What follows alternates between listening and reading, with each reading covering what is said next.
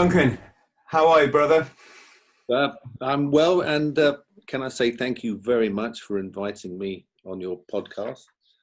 Hey, the honour is all mine. You look like you're on a life raft. Well, yes, I've just paused the ocean for a moment just for this podcast, but I'll get it going again soon. It's quite appropriate for our Marines background that you're at sea. Actually, it's a North Sea, so yeah, it is very appropriate. Yeah. And, Spent a lot of time swimming around in that lot, in my younger days. I bet, and I tell you what, I've done a bit of scuba diving. I've done a bit of dry suit diving. I've scuba dived in Antarctica, which was just a whole kind of, just one of those set of pressures that you've got to get your head around, the temperature, the safety and all that kind of stuff. In fact, on our first dive, one of our divers drowned, just to give you an idea, to give our friends at home an idea of these things that we do aren't, you got to take them a bit seriously, right? But none more so in the special boat service, which is your background, Duncan. How did you have a guy drown? I mean, who was the instructor? It was a girl, and it was awful. Sorry, I didn't mean to be laughing. Sorry, that sounds no. really bad. I mean, that's the concept, we got to remember in this day and age where there's people telling us we can't laugh at stuff, that no, laughter is the best medicine, and it's military parlance.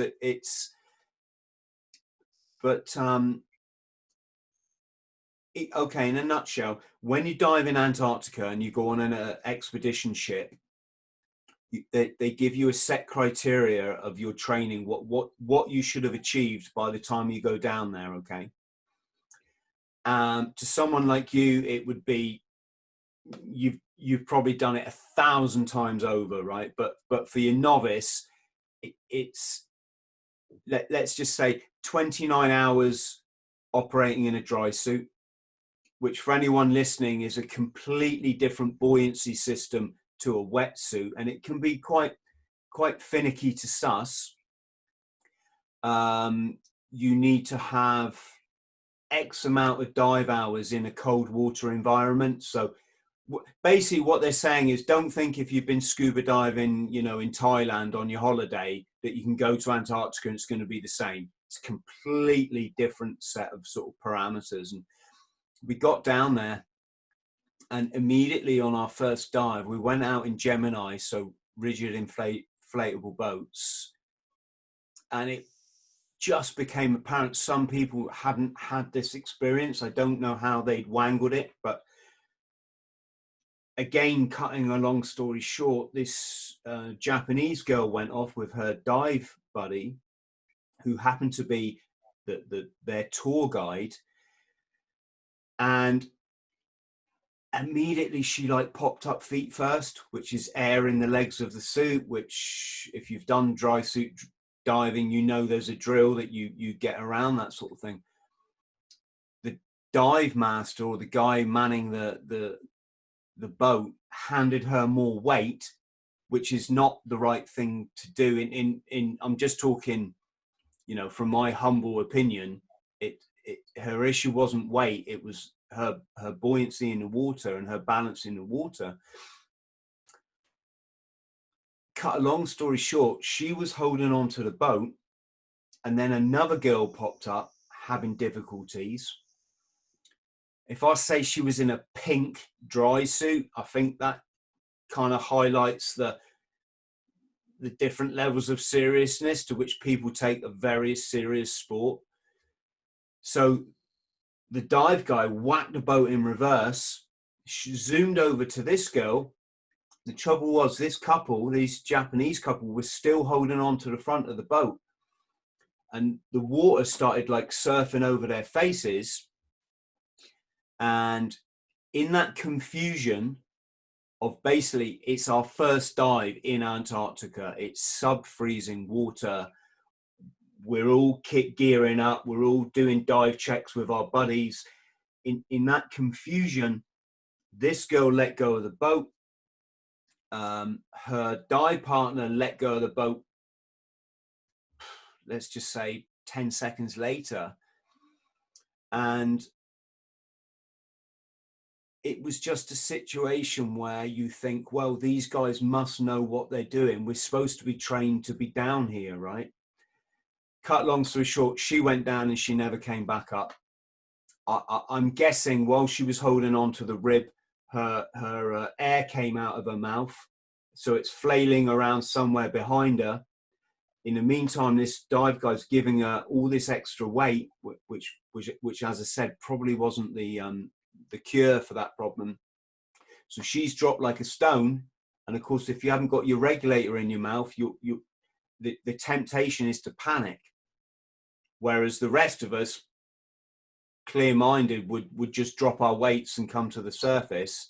I'm guessing she was scrabbling around for air and she drowned. And it was, it was an eye-opener. It was very, well, obviously extremely tragic. The problem for our expedition then came in as, like, would the whole expedition ship have to sail back to Argentina to repatriate her body? Fortunately, her family were very gracious and went, no, we don't want to stop a whole expedition. I mean, there were hundreds of people on this expedition. You carry on. So they put her body in cold storage, and they fell us divers in the next day and said, right, guys, we know that you won't want to dive anymore, so we're going to find something else for you to do on the ship. And everyone's like, no, we came down here to dive. That's what we're going to do. And it was really good credit to the dive team that we continued. So yeah, did you have anything in your career that was similar to that, Duncan? Did you witness any deaths underwater? Oh God, yeah. What my first so when I did finished selection, my first diving task was up in Scotland, where the SBS was pioneering exit and re-entry from submarines. So that means that while the submarine's under the water, divers inside the submarine goes into a chamber, if you like, a small chamber. The chamber fills up with water, then the hatch is opened and the divers can come out onto the submarine while it's underwater and basically go to the surface, and then whatever your operation is, get a boat, swim in, get a canoe, swim in, whatever, all your equipment, whatever.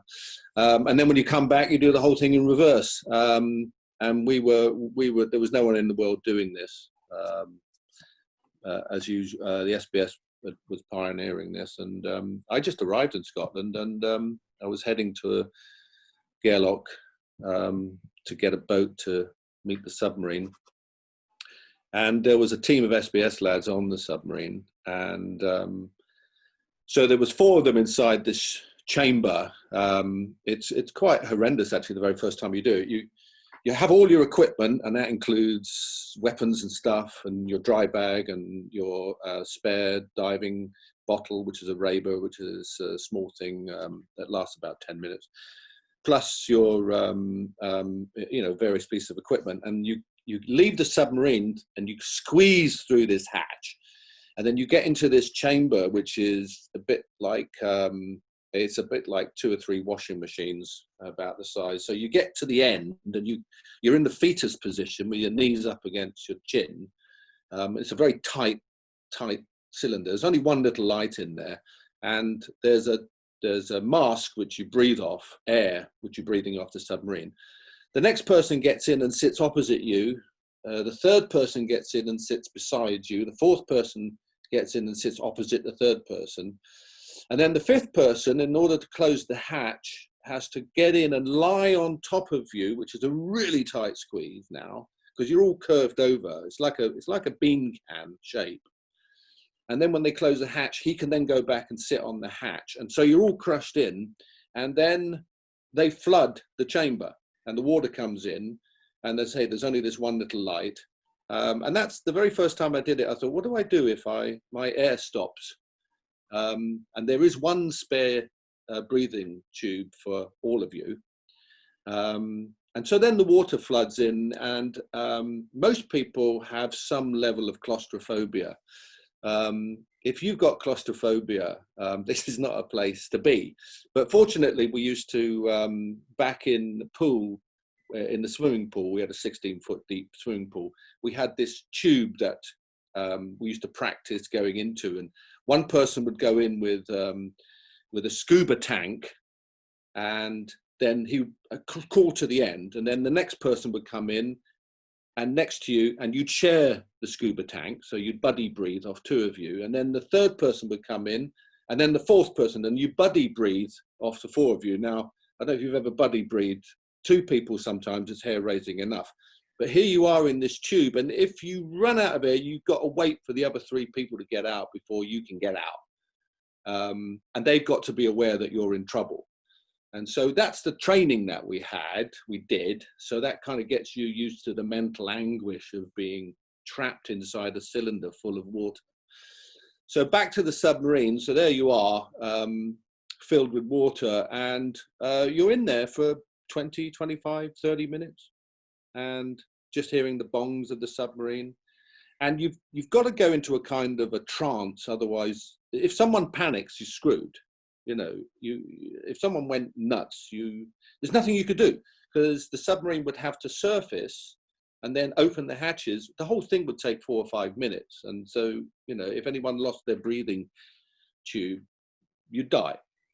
So, so then you wait until the submarine has reached its location and its periscope depth, and then there'll be a bang on the side of the submarine, and then you'd open the outer hatch, and you'd all, one by one, get ready to climb out of the hatch. And what you do is you come off the submarine, then you come onto a very small bottle, which lasts about, as I say, about 10 minutes at 30 feet, 10 meters.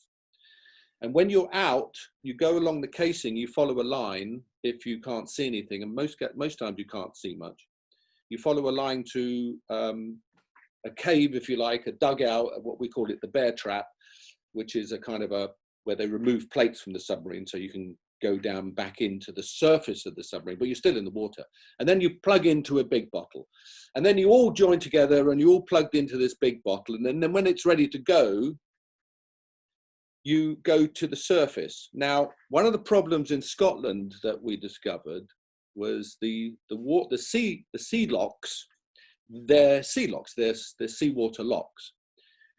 But here's a phenomena that the SBS discovered. I'm sure the submariners knew it long before, and that is that when you get rainfall coming off the mountains, you get these large these streams coming down into the locks. You get masses of fresh water coming into the lock, and it can sort of it doesn't mix immediately with the seawater. It can be hundreds of yards long, like a huge bubble, which you can't see, and you can't see it on sonar. But when a submarine goes into this freshwater patch, freshwater is less dense than seawater. Things don't float as well in freshwater as they do in seawater. And they have this cute phrase for it. It's called an excursion, which to me sounds like a holiday, but it's anything far from a holiday if you're actually by this stage outside the submarine, because what happens, it's like going off a waterfall.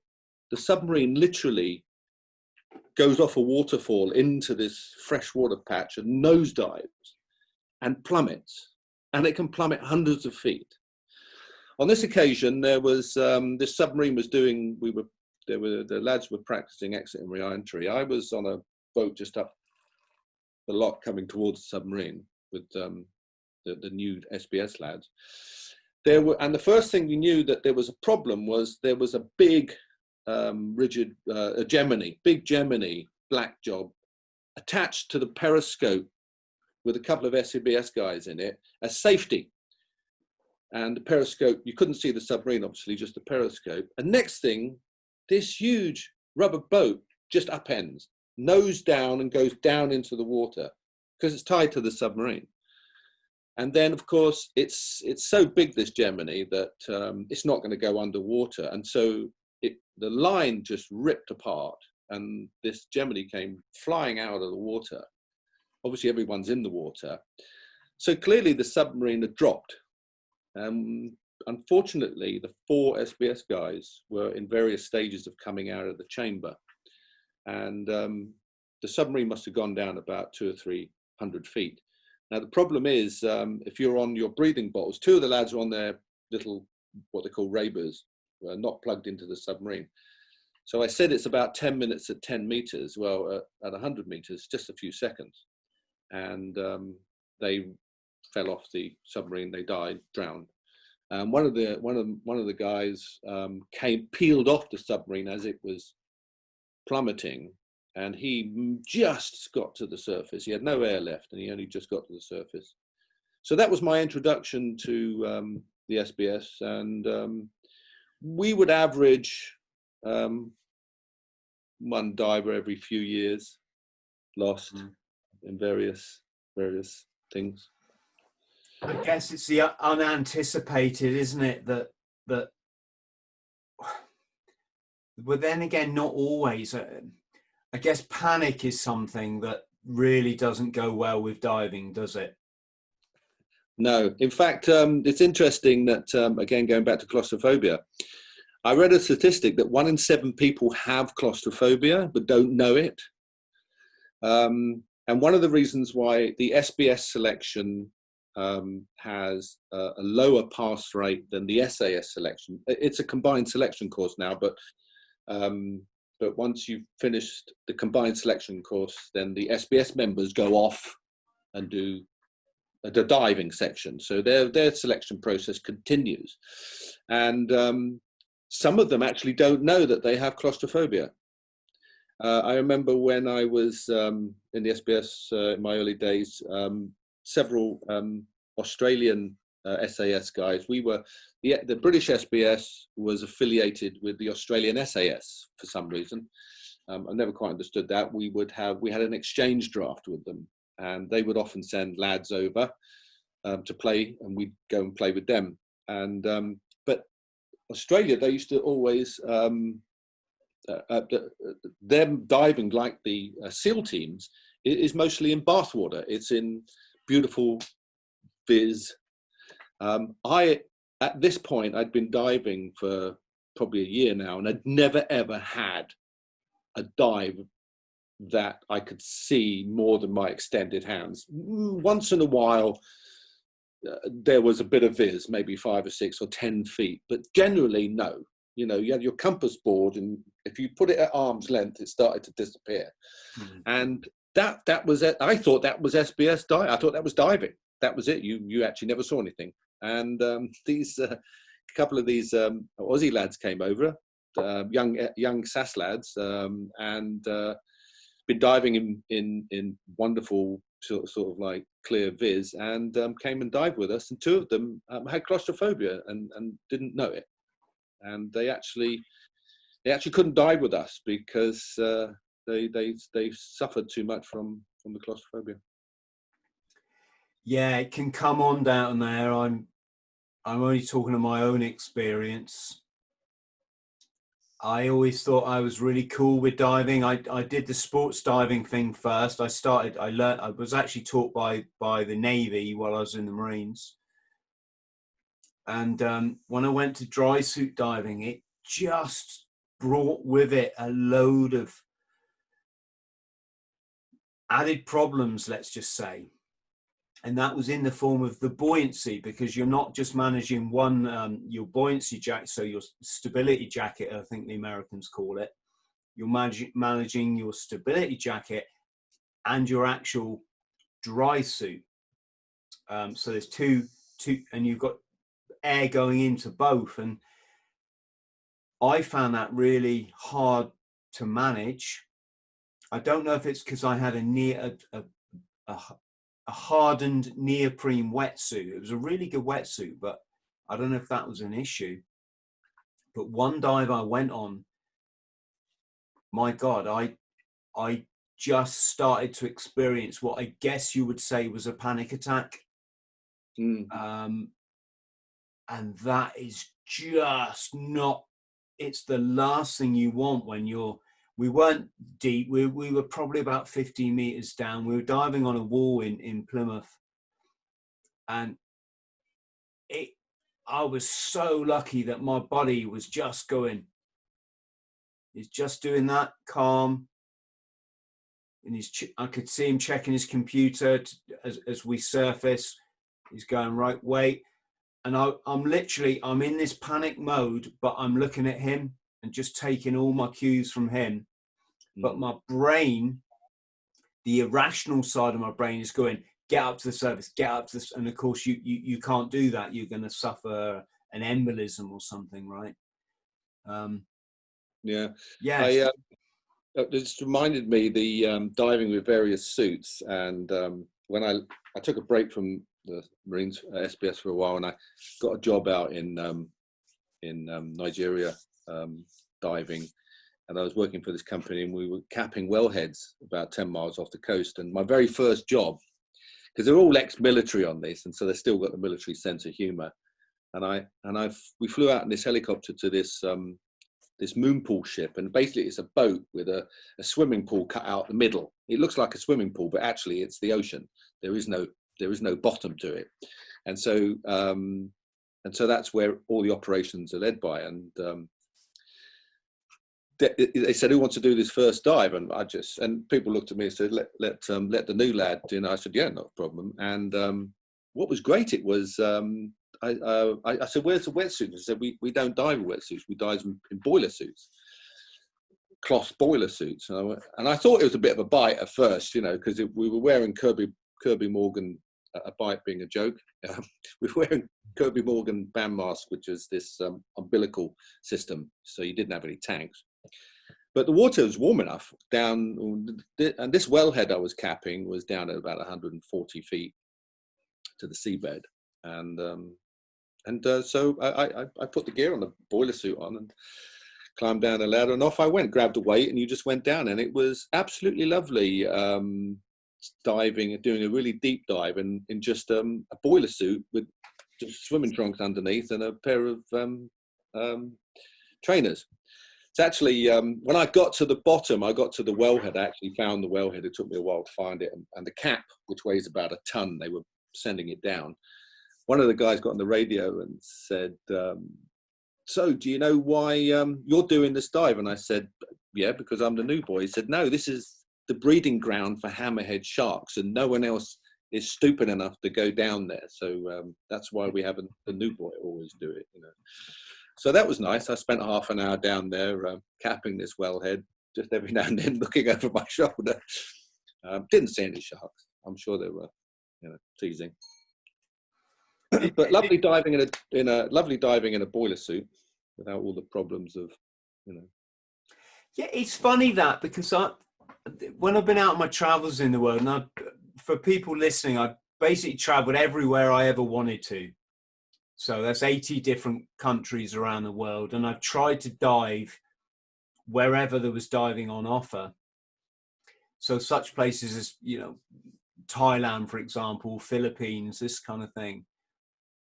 But even there in the tropical water, I would need to wear 2 wetsuits. This is already I get this is already starting to sound bizarre, but no, I'm being honestly serious. You get your kind of 3 mil wetsuit. And what would happen is I found when I got below a certain depth, so I'm going to say probably we're talking about 20 meters, maybe 15, 20 meters, there was a distinct temperature change in the water. It felt like you went from tropical into like normal, probably not British normal, and what they would do for us guys, that because if you're diving and you're shivering, you're no good to yourself, and you're certainly no good to your buddy. And after 20 minutes diving, you just start to just get this shiver coming on. So they would issue us a short, what they call a shorty, so a short wetsuit, and we'd wear that over our over our long one. So, but while we were doing this, there were guys that didn't wear any wetsuit, and there was even one guy. He was a local islander. This was in Central America. I'm just checking my map. I think it was off Honduras, an island called Utila. There was one local guy. He would swim down to 40 meters where the divers were in just a pair of shorts, holding his breath, and he'd swim alongside you and wave. And he's just one of these guys. He'd acclimatized to it for so many years. He could swim down this maybe not 40 meters. That's probably not accurate. I don't know, but he certainly could go down like 20, and he'd hold his breath and he'd swim alongside you. It kind of made a mockery of all the technology we were using. Yes. Yeah, my first river dive in the Delta in Nigeria. Again, I was new to Africa in those days, and I was going to. It was again Kirby Morgan umbilical cord. I was going to go down and just check some engineering, and I was going to do it in my swimming trunks. And one old boy said, "You don't want to dive around here in your swimming trunks, even though the water's warm." I said, "Why not?" He said, "It's snakes. There's one bite from the snakes and it's lethal." And there was a slightly bit of a wind up, but because yes, most of the river snakes in that area are lethal if you get bitten, but they've got such small mouths that they actually couldn't bite your leg. But for instance, one time I was working down at about 40-50 feet, and I felt this pecking on my hand, like it was like a pigeon just gently pecking my hand, and I couldn't sort of see much, and as I sort of moved the dust a bit, and it was a snake trying to bite me, but they can't get their mouths open. But the bit that's dangerous is the skin between your fingers, the web. Yeah. So if you open your hand and the snake gets that, then it's quite serious. So yeah, so we used to dress up just because I didn't want any snakes biting me under the water. Duncan, let's talk about you joining the Marines then, because I should say, I read your fantastic book. There we go, for our friends at home. First Into Action, a dramatic personal account of life in the SBS. Absolutely thoroughly recommended reading for any kind of adventure time. What I would say is, after I wrote my first memoir, which is Eating Smoke, I started to get messages saying, "Have you read Duncan's book?" And of course I was, onto Amazon. Well, what's this all about? Oh my gosh, yes, I would definitely read that. So my point is, it was about 10 years ago I read this, or it was certainly a few years ago. So apologies if my memory is not all that it probably used to be. But I did gather you were one of the youngest people ever to go on selection. Normally you join the Royal Marines, you pass that training, you get your Green Beret, you go to a Commando unit, you're kind of expected to spend maybe like 3 years there getting your experience, maybe a tour of Northern Ireland, Norway, whatever, which was my case. But don't you hold the kind of esteem that you went straight to the SBS? Yeah, it's a strange sort of story. I'll try and keep it brief, but it probably won't happen again. When I joined up, there was when I joined the Marines. And first of all, I left London. I didn't know what I wanted to do in my life, and I just joined the Marines to escape. I didn't realise what a great organisation it was, and I came to really love it. But when I first joined up, it was this military. Anyway, I joined the Marines with 100 blokes, and but at the same time, the SBS, which I'd never even heard of, and no one had heard much about the SAS or the SAS, unless you were enthusiasts. You know, the Iranian embassy siege hadn't happened then, and so people just thought that was a Second World War thing. Even when I was joining up, people used to. I remember PWs, platoon weapons instructors, when on your Commando training. I remember going to Woodbury Common, and if there were areas that you weren't allowed in, you know, because they were private or plantations, the instructors would say, right, the SBS are operating there, or the SAS are operating there, so those are out of bounds. If you go in there, you'll get shot. I actually came to realize how important that was, because I lost a mate years later in Ireland because of the military ignoring boundaries, regular military ignoring SF boundaries.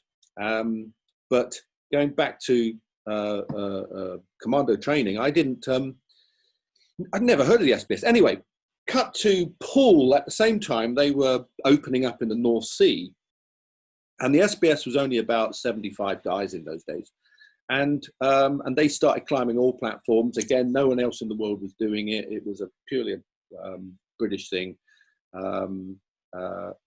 just in case terrorists took over our North Sea oil, which is very important to our economy. The SBS were going to take those all platforms back.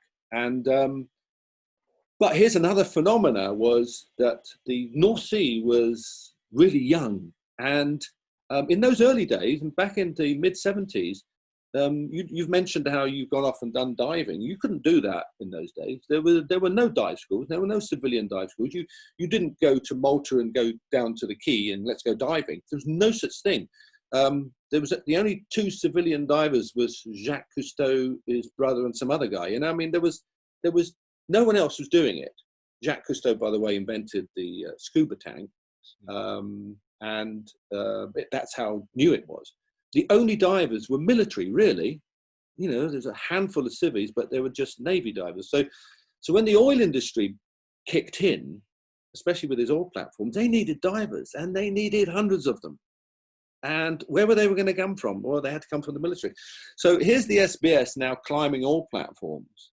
And when they were getting to the top of these oil platforms, they were met by, you know, oil executives saying, how much do you get paid a day? You know, which was probably, what, £3 a day in those days or something. How would you like 60 quid a day? All right, I've got the figures wrong, but probably not that far off. In other words, that comparison which made you smile, that's what, you know, lads were going, what, 60 quid a day? Yes, where do I sign? And so the SBS, in the period of a few months, lost quite a number of blokes to the North Sea. But droves of them went, you know, and in fact, for years, there was just SBS were diving supervisors, etc., all over the North Sea.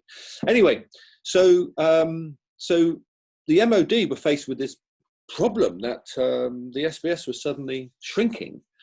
And so they immediately brought in special forces pay, diving pay, and MOD said, right, we need to bolster the numbers. So now cut back to me on my Commando training course. Just got to the end of my course, 25 of us out of 100, and chuffed to bits. I still had only signed up for 3 years, and but I'm kind of looking forward to going to a Commando unit.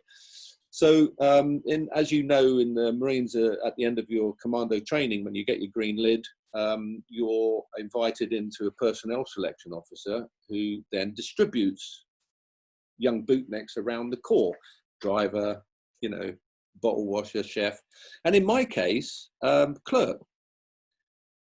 And I was like horrified, and I said, I don't want to be a clerk. I want to be a soldier. And he said, well, you can be a clerk first and a soldier. And he tried to sell me, you know what they're like, they sell you this bag of rubbish. I mean, we all know that, I mean, the clerks do a great job, but it's not the same thing. And there was a sign in the hallway which said, that had just said, join the SBS or something. And I just said, I want to join the SBS. I had no idea what the SBS was. Duncan, I'm just thinking of our friends at home. Clerk is like secretary, right? Yes, sorry, yeah, that's right. Yeah, a pen pusher, arsewipe, whatever they call them. sorry, profanity, must cut that out. But that is what they called them. A shiny ass, wasn't it? Shiny ass, someone who sits on a chair all day. And ask why for something else. And yeah, so pen pusher. And so, yeah, horrified. And this personnel selection officer said to me, listen, you can do 3 years as a clerk and then get all the training you want. And then you can join the SBS, because you need to do 3 years before you can join the SBS in a Commando unit. And so I left there actually quite depressed. I actually went back to my grot, and lads were coming in. What you do? I'm going to such and such Commando. I'm a driver down. I'm a pen pusher, you know, down in Plymouth or something. I don't know. And I was really quite pissed off. Meanwhile, what I didn't know was that this MOD notice had gone out to say, you know, we need a large number of SBS recruits because we need to bolster up the SBS, went to Lympstone. And for the first time ever, the PSIs were said, we need a batch of recruits. We just need to get the numbers up for the selection course. And so they had I don't know what the deal was, but I was invited to come back in. And I stepped in, I had this big speech all prepared as to why I would make the worst clerk in the world and why I shouldn't do it. And before I could open my mouth, the personnel selection officer said, be careful what you wish for. He said, you're off down to Poole to do one of the hardest special forces selections in the world. He says, you're never going to pass, you know, and, you know, it's a waste of time, but I have to send you because I'm looking for 15 recruits, of which he did. He found 15. 2 others from my troop. And I was the youngest at 18. And so I believe that made me the youngest. I went down to Poole and that made me the youngest recruit. But here's another thing that was interesting, which I only found out afterwards. MOD, in their wisdom, and as we know them, it's an odd organisation. I like to joke, made up of people who couldn't make it in Civvy Street or too afraid to make it in Civvy Street. So I'm going to get panned for that one. And some of them are my mates, 60 years old people that have never been civilians and think they know everything. Anyway, but let's pound the MOD another time. In their wisdom, they told the SBS, brilliant news, we've got 150, or in this case, 147 recruits coming down to do SBS selection. But the SBS said, well, wait a minute, that's all well and good, but we're only equipped to take so many people. And the reason is because the SBS selection course is designed through history that we only have 40 or 50 guys or 60 guys maximum turn up, and only 3 or 4 ever pass. And the final exercise in those days was designed for about 8 people, because that's the most it ever got to the last week in the 4-month grueling selection course. And that's how it was designed. Society, it's not because that's how many they wanted. There's a statistic about society. It produces so many doctors, so many criminals, so many surgeons, and so many special forces. You know, society can only produce given the number of the population. And for the UK, we produce about 10 SBS blokes a year. You know, that's what society produces, whatever the theory of chaos that you'd subscribe to. But so MOD coming up and telling the SBS that we got 147, basically the SBS said that's fine, but only 4 or 5 are going to get out the other end, because we can only get, you know, 10 people on the final exercise. And so what happened was us 147 people starting in this, if you like, this pyramid or this funnel coming in, the same size hole was at the bottom. And so what they had to do was just make life a bit more difficult. And so us recruits, 15 recruits, well, we were first targets. I mean, no one talked to us. The regular blokes never spoke to us. I mean, we we were the lowest forms of life. I mean, I was a complete noddy. I came to attention if someone came in my room. You know, if a corporal came, I did. And I nodded. I was a noddy. I still nodded, you know, when people talked to me. That's how green we were. I mean, it was ridiculous. What were we doing on this selection course? But anyway, somehow, through my complete ignorance, I stayed on there. And two of the other guys from my troop were the three of us were the only recruits left. And we were there in the last week. And there were about 12 of us left. And 9 of us passed the course. 2 guys, me and one other guy from my troop. The other guy came off because broken leg, I think. And at the very end, I got through. I waited outside the office for my interview, thinking that they were going to say, well, don't know what you're doing here, mate, but sod off. Well done, and come back in 3 years. But they actually didn't. They said, well, we don't know what we're going to do with you. You've passed selection. You don't know anything. You know, 11 months ago, you were in school in London, and but you're in special forces. And but we're going to try and get you up to speed. 3 months later, I was sat outside Francis Hughes's house, waiting to ambush him with an SAS guy, who must have thought, what the hell have they sent me? I'm going on an ambush with a child.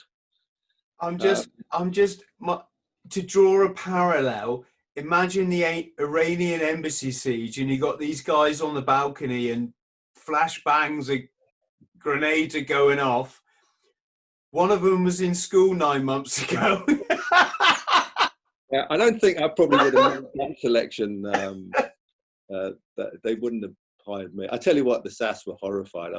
We were attached to them in Northern Ireland, and I felt sorry for these poor lads, because I was attached to a bunch of hard ass. I can't remember if it was B Squadron or G Squadron, but they were hard ass vets. Some of them from Aden. I mean, that war was gruesome. You know, Omani wars. And I'm 19 years old, and I'm put in a room with them on briefings. And I, to this day, feel sorry for any of those SAS blokes. No wonder the SBS got such a reputation. I mean, these SAS blokes are going off saying, I'm going into the field with a child tomorrow. You know, he's not only a baby, he doesn't know anything. So yeah, I did feel really bad about it in those days. That no one was more conscious than me that I didn't know what I was doing. I should not have been there. But hey, listen, within a year, I was pretty hardened and been and seen more than most people had by then. And by the time I was 20, 21, I was, I'd have to say I was very qualified to be where I was. And then I joined 14 in. Was quite a hardened vet already at 21 years old.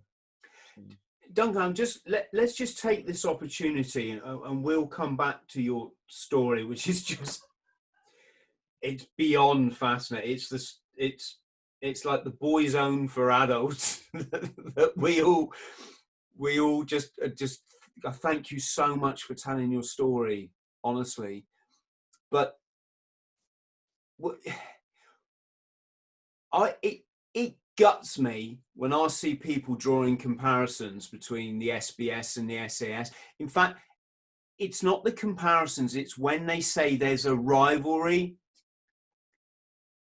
And my experience, it's like when they say there's a rivalry between the Paras and the Marines. And my experience, and I know there kind of was off the back of the Falklands with the Paras and the Marines. I kind of get that, but like, to me, it's so juvenile. Maybe it's because I'm 50 years old now. It's so juvenile. The SBS are undoubtedly one of the most professional forces in the world. The SAS, if you ask me, they're almost like a completely different animal.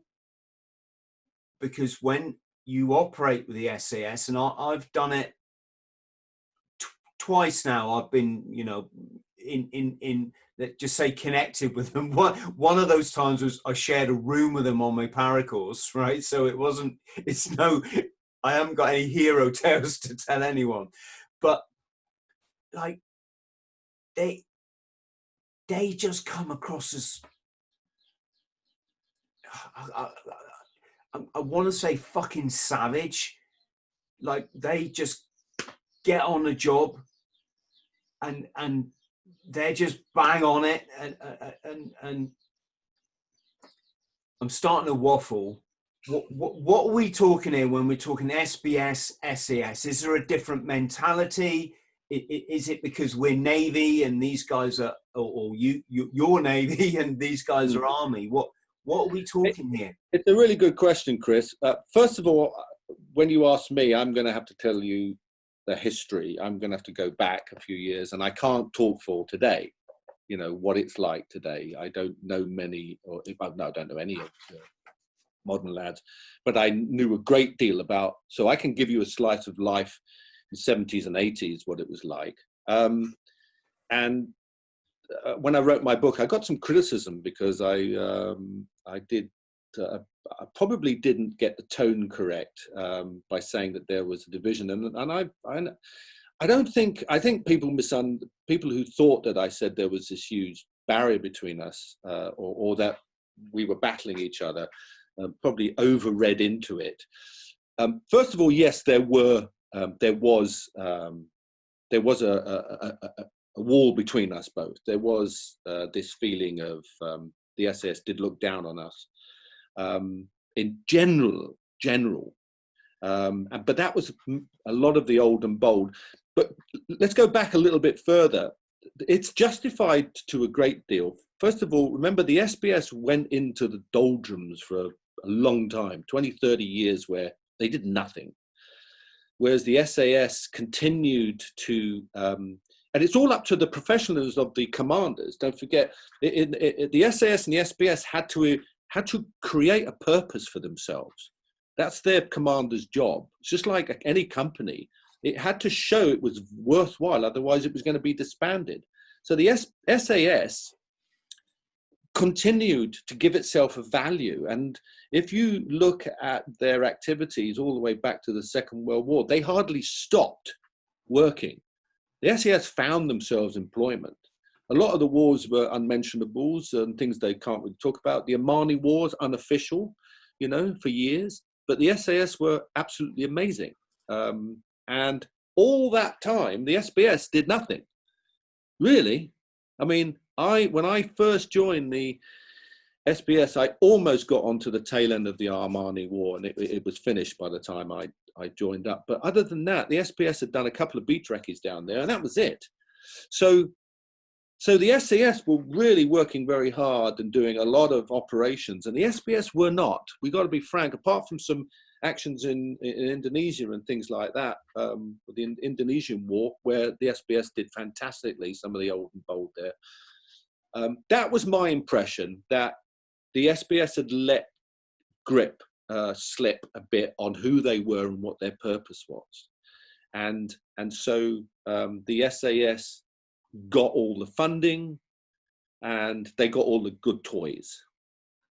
And it wasn't until the brilliant Ram Seeger turned up, commander of the SBS in the early 70s, who looked at the North Sea and looked at everything and said, right, I'm going to put the SBS back on the map. I'm going to make them the greatest maritime special forces unit on the planet, which he did. But it takes a long time to do that. And we still had to go to the SAS for a lot of skills. They were, don't forget, the British Special Forces was pioneering nearly everything. Forget the Israelis. We were way above them, way beyond them. Yes, and they only had, their specific enemy to deal with, but we had a global issue, plus the Russians and other issues. So, but the SAS were pioneering things that no one was considering room entries at the level that the SAS was. Iranian embassy is a perfect example. And if you see that new film that just came out, I watched it the other day on the Iran, it's not bad. It's actually quite good. I mean, I worked with the team that did that job in Ireland. When was doing that ambush I was telling you, was a young lad and working. That was a team that went in and did that, and got some good mates who were on that operation. They were piring that stuff. When the Heckler and Koch system came in, which revolutionized room entries. I won't go into the technicalities of it, but basically allowed us to change from a pistol being the primary room entry weapon to an SMG becoming the primary, which gave us more stability, more accuracy, and more firepower. I had 30 rounds as opposed to 12 or 14.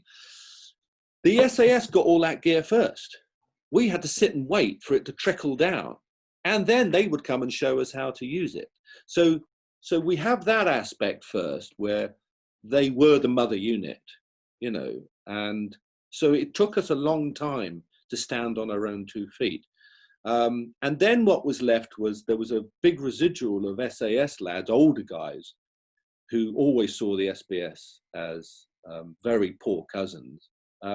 It took a whole new generation, the new SBS guys coming in, mixing with the brand new generation of SAS guys to actually start to change that. I went to do a 6 weeks communication course in 1976 at in the Stirling Lines in Hereford, and first week was, you know, kind of muted. Here's a point: every morning, 6 o'clock, the SBS went out and did a 4 or 5 mile run. In my whole time in Stirling Lines, I saw about 3 SAS guys out running.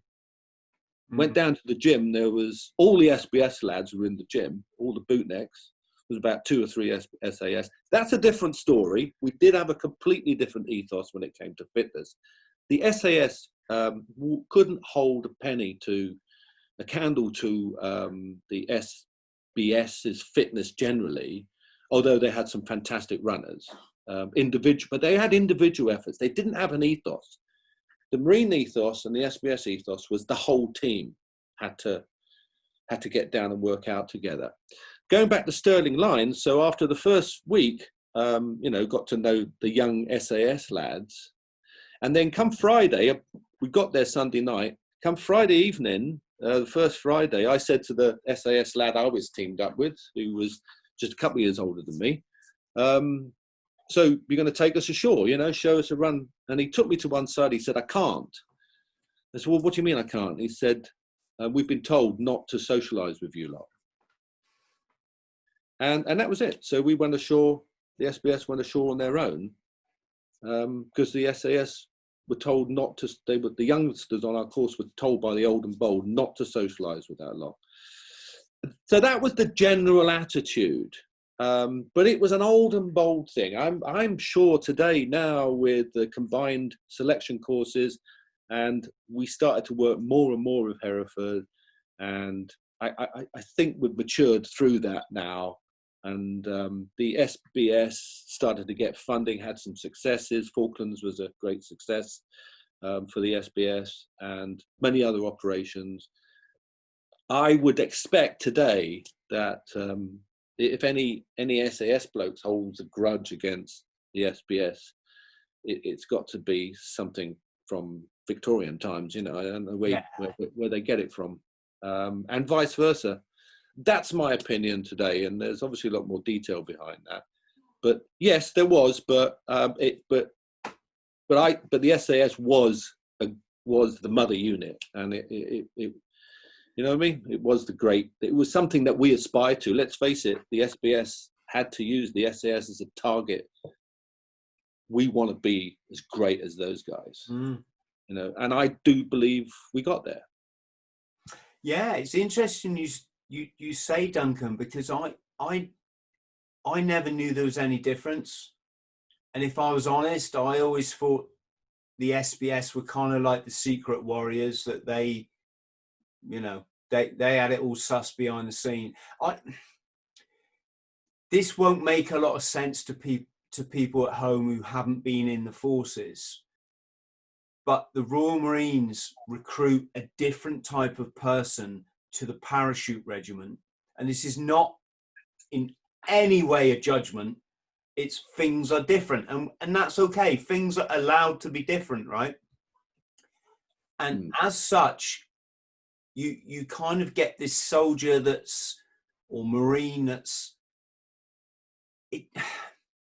if I'm just talking blunt terms, it's almost like they could be a bit middle class, whereas the paras recruit from like the hardest sinker states in Britain, like people that,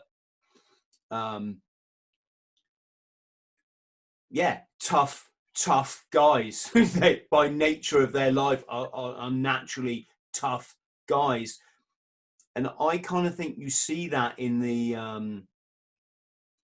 in subsequently the SBS and the SAS, which recruit. I don't know if I'm right in saying predominantly from the paras. I know it's open to all regiments and even probably all forces, but yeah. You know, here's a statistic. When I was in, 60% of all special forces came from the Royal Marines. But when you add them together, you've got to add the SAS, the SBS, and the 14 in. And of course, because the SBS in those days only recruited Marines. But actually, if you add them all together, they all 60%. That was an interesting statistic. Sorry, I interrupted you. No, I think it's fascinating, but I wish I could encapture for our friends at home this, you know, it's like I've been on operations with the SAS. Only we're talking Northern Ireland now.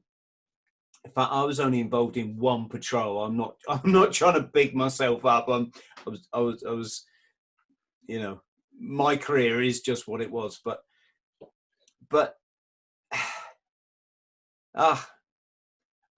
you know, I've got so much respect for those guys. Not for any badge, but just because of who I met. They were such good guys. I mean, I could say the names. I won't say the names, obviously. And I know that our service brothers and sisters listening will know who I'm talking about. Just really good guys that just wanted to be the most professional soldiers they could be. But then another sort of aside is, fucking hell, they were animals in when things started going bang. They loved it. They were just like, you know. Yeah. I spoke to Chris, I've thought about this for years, and here's my analogy, because I always love to go back into history if you want to find out what's him today. The difference between the paras and the Marines, SAS and SBS as well. And I go back to the genesis of the para. The paratroop was designed as, he had to be an absolute maniac animal. Who the hell jumps out of a plane on the end of a piece of silk, lands in the field, supposed to be with all his mates, finds himself on his own and has to take on 100 Germans, all right? You've got to be bloody insane. So how do you design that kind of animal? And so the Brits went about designing this particular kind of animal. And so he had to have an individualism. He had to be absolutely crazy, but he also had to be able to operate by himself and not care about anybody. He had to leave wounded behind, because that's the para thing. That's their objective. Whereas the Marines evolved with a completely different type of ethos. It was a team concept. It was all working together. And if you look at the paras and the Marines in my days, that's where they were. The paras were very much individuals. Yes, they all worked together as a team, but they had an individual ethos, whereas the Marines had this team thing. And that evolved into the SAS, because I do think the para influence is greater in the SAS than any other unit. Yeah. And so you end up with an SAS with a lot of paras with a para mentality. And so they were in my day much more as individuals. They were much more independent, autonomous in the way that they operate and thought. Whereas the SBS again was designed as a team. Everything was team. It was a team hitting the beach. It was a team climbing all platforms. And it was only till we then branched out and got into 14 in and other jobs that, you know, I actually spent most of my career, a lot of my career, working alone or with just one or two people. So that was the general genesis, I think, of the two ethoses. They are different because of where we come from, Paras and Marines. And I just love the fact that we have this difference. I love the fact that we've got these two core ethoses. And I'd say to anyone, if you want to join the military and you're thinking of the Para of the Marines, that's where you start with. What's ethos? Am I a team player, or I am more of an individual that understands the team concept, but, you know, can stand alone, take that machine gun nest, which they bloody well did in the Falklands, you know, only the Paras charging by themselves to wipe out machine gun nests. You'd think that was the stuff of Second World War, but no, those guys are around today, you know. It's the way they make them. I did my para course in Abingdon, by the way. That's how far back I go. I think I did the last para course, and I was attached to 60 paras, and it was mayhem. And fortunately, the order from the Sergeant Major of the Paras went out and said, anyone touches those Marines, I will personally tear their teeth out, because they're guests. So no filling them in at every opportunity, which was thankful, because there was only about 8 of us, I think, and 60 of them. But they were insane. I mean, in the mornings, we would march out. They'd be coming out of the first and second floor windows, you know, landing in the lawn, doing forward rolls. And then we had this ridiculous thing where they tried to make us march together up to the airfield, whereas the Marine has the 28-inch long, slow pace, and the Army has this tick-tock 21-inch, whatever it is, pace, which we refused to march at. Even when we were threatened by the para RSM, you will march like an army, we just said, no, we won't. So they ended up separating us, and us 8 or 9 of us marched like the Marines do in a nice, long, slow pace, and the paras were going, tick, tick, tick, tick, tick. But yeah, I think it's a wonderful organisation. Vive la différence is what I say. I'm obviously egalitarian. I don't give a shit about all these silly little arguments. If you stack blankets in the military, you did as an important job as I did. It's that simple. The military can't function without each person. So I bring up these conversations, which are a bit juvenile, but it's only that I know this is what that people like, you know.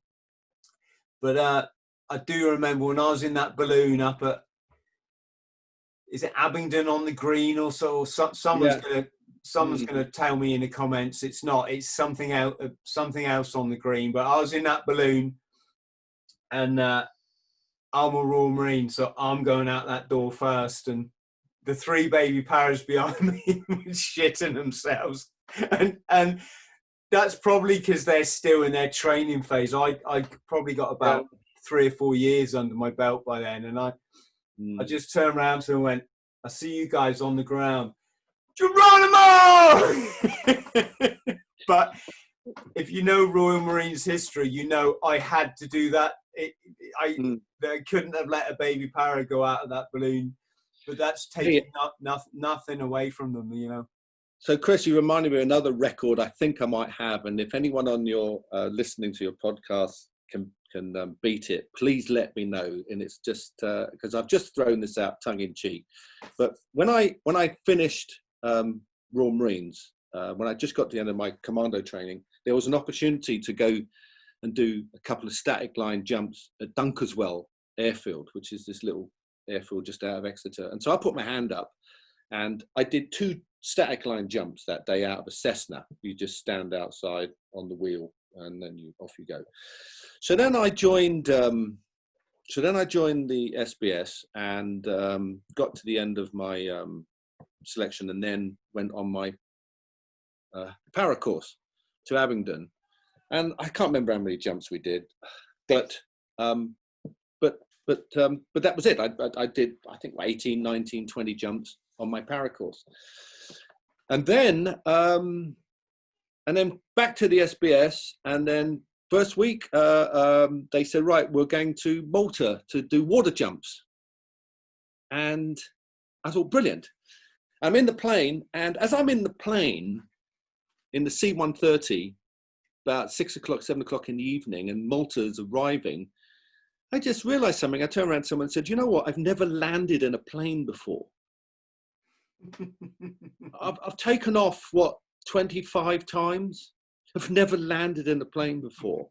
I thought, this is quite amazing. I was really quite excited about what's it like to land in a plane. And pretty much as I said it, the tailgate of the C-130 opened and the boss came out and he said, right, he said, let's not waste any time. We're arriving in Malta. We're going to jump in. So we all kitted up, dry bags, chutes, and off I went out the back of the tailgate and did my first water jump.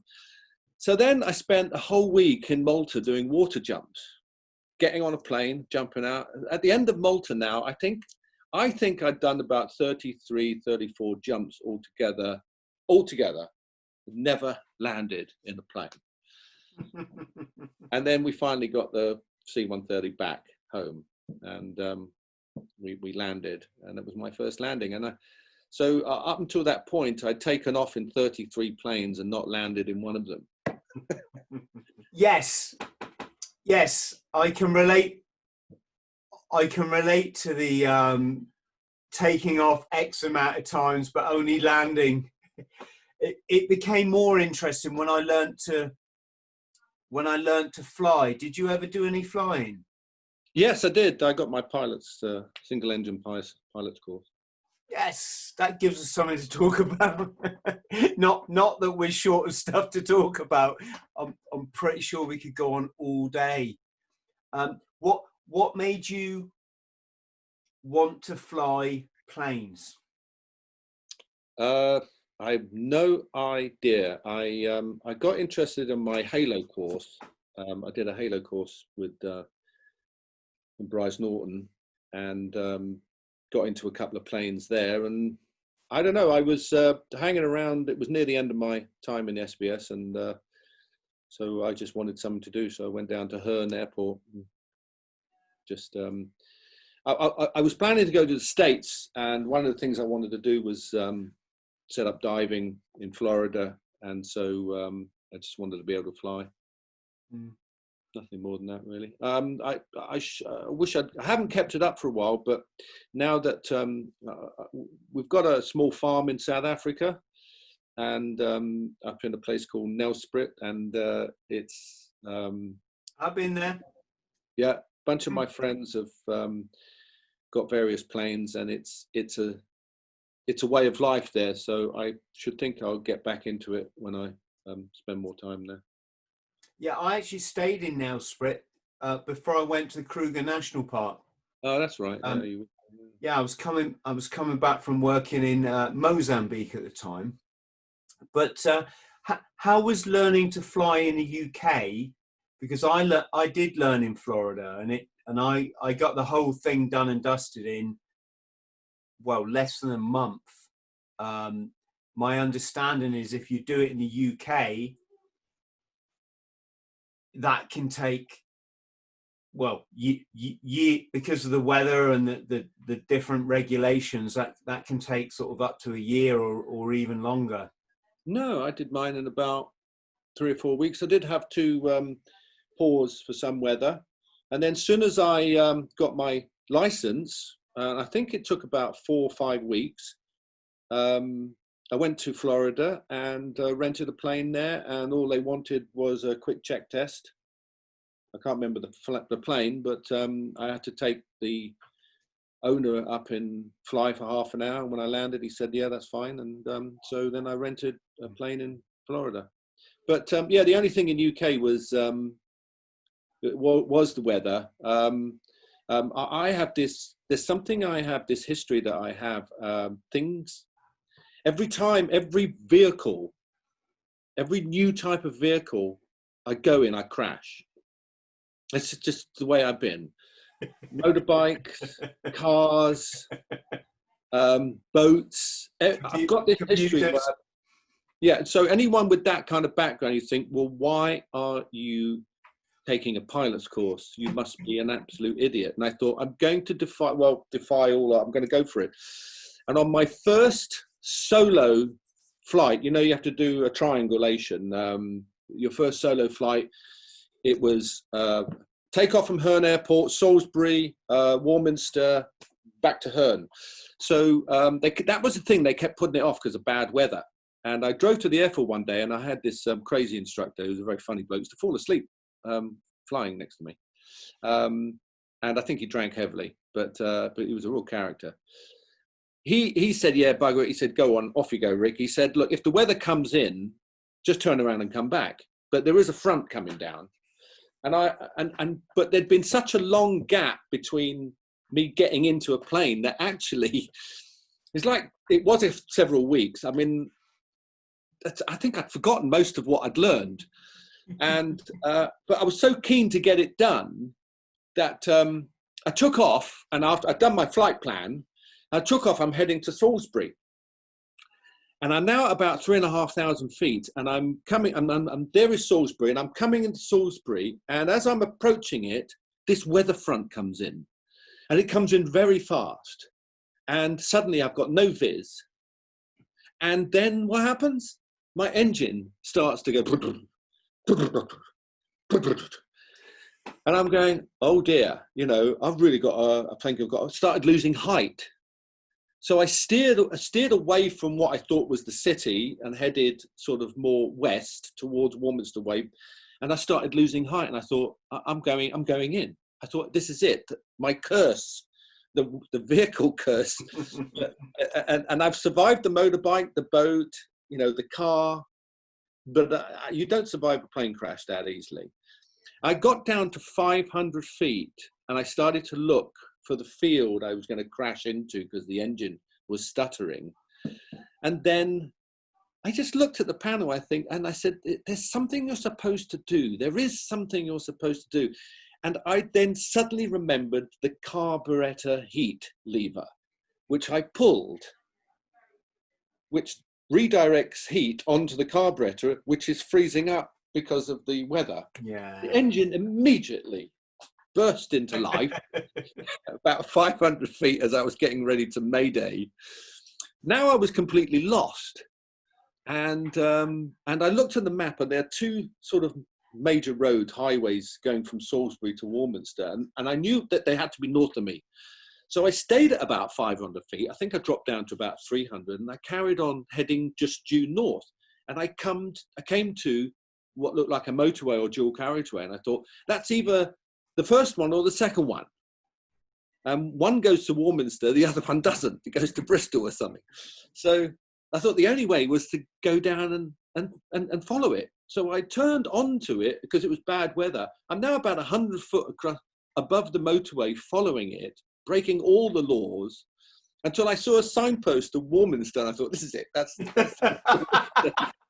So then I followed that to Warminster, got back up to 3,000 feet, and then went back to my calculations and landed in Herne. And my old instructor was in the office waiting for me, having a fag and a brandy. And I rolled in. I said, thanks. He said, any issues? I went, no, it's perfect. Oh my gosh.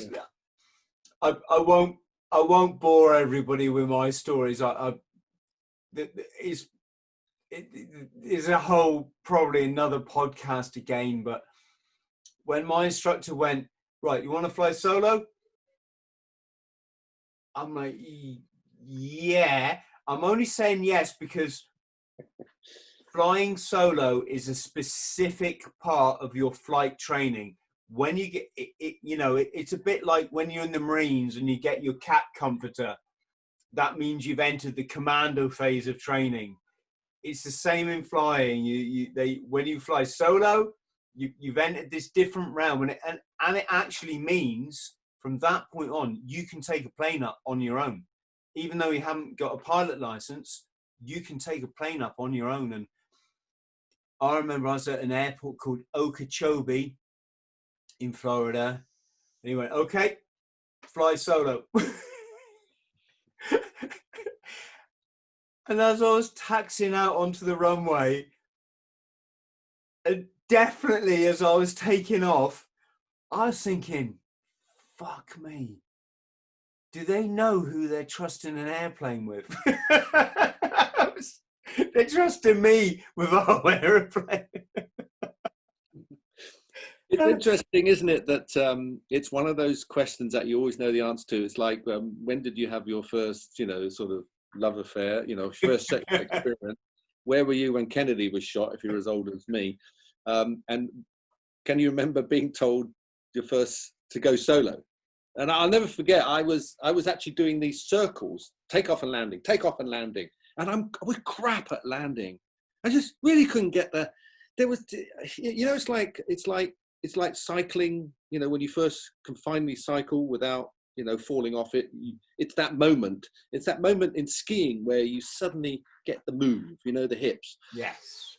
And landing is the same thing. You keep doing it, and if you're as retarded as me, it probably takes longer than most. I just couldn't get the hang of it. And my instructor said, Paul, he told me to stop on the runway. He got out and he started walking away. I thought, where's he going? And he came back as if he'd remembered something. He opened up the door. He said, oh, fly around and come and pick me up. Shut the door and walked off. And I sat there. I'm going to take off on my own, and I'm a crap at landing. And so I did. I took off.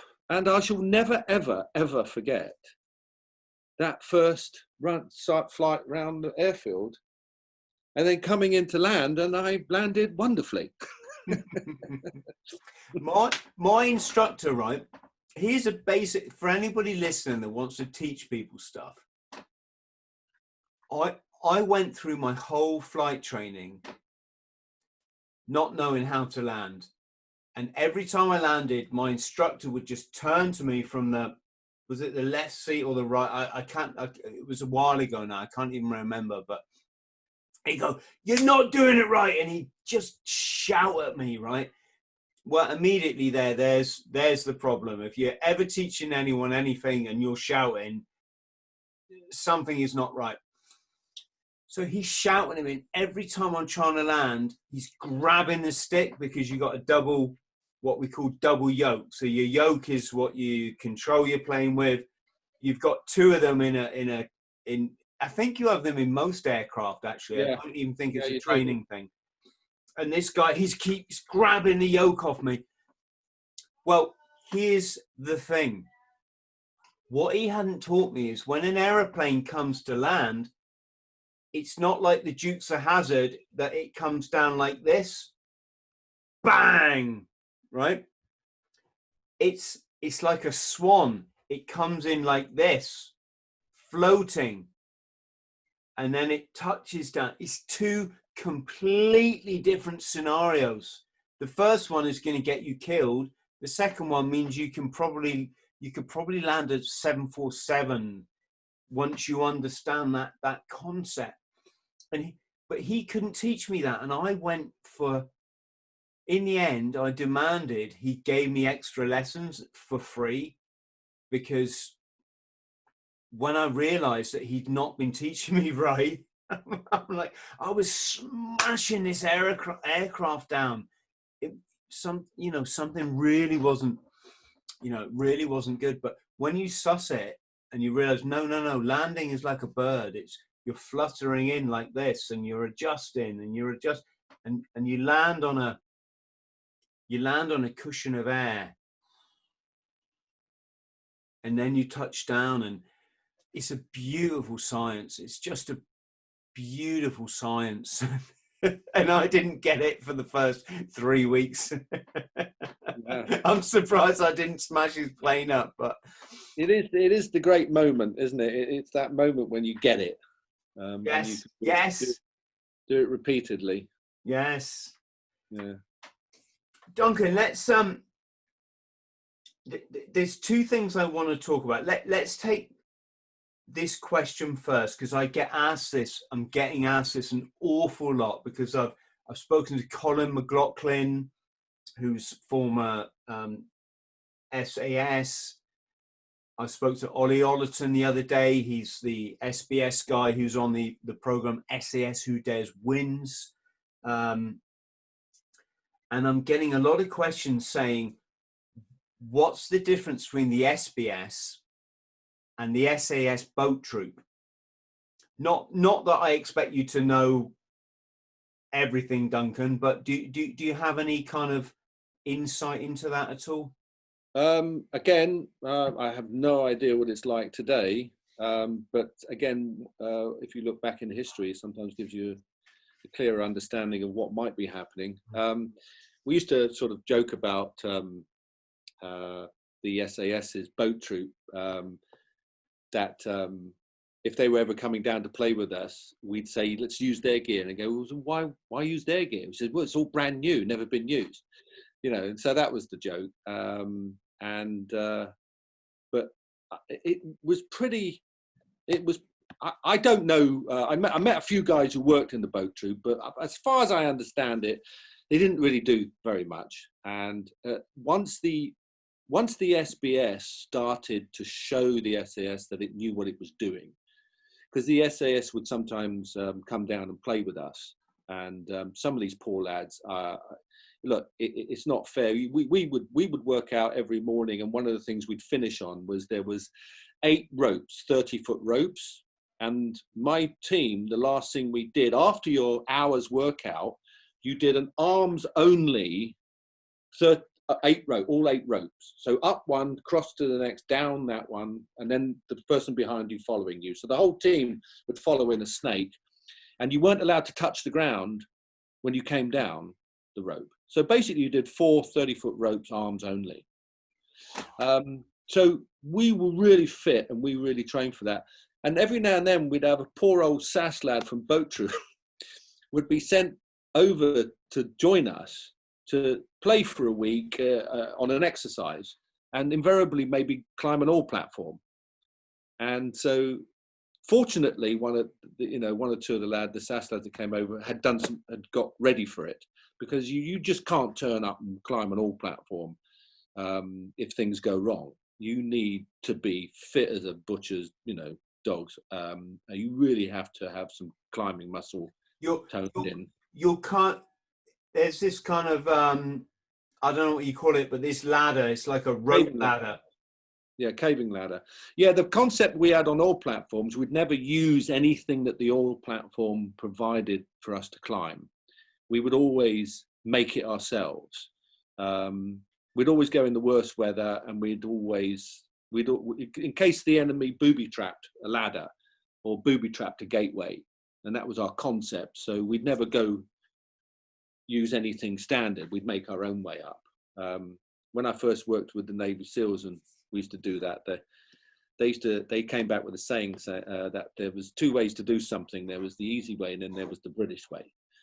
We took that as a bit of a compliment, actually. But so yeah, you imagine climbing one of the big oil platforms in the Brent, in the North Sea, mostly caving ladders, sometimes a bit of Jumaring, which is up a rope where the Jumar clips onto the rope and you kind of walk up, but you need practice on it.